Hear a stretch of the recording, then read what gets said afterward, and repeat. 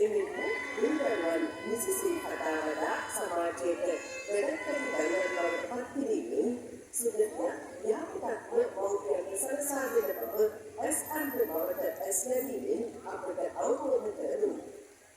ඒ වගේම අනුව විපතේ කිරීමට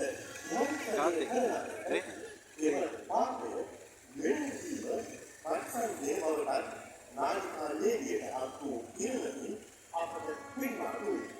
ගුණයකට අයත දෙවියන්ගේ පවා බැල්ම පිළිත ලැබෙන බව අපට අනිපාතයි.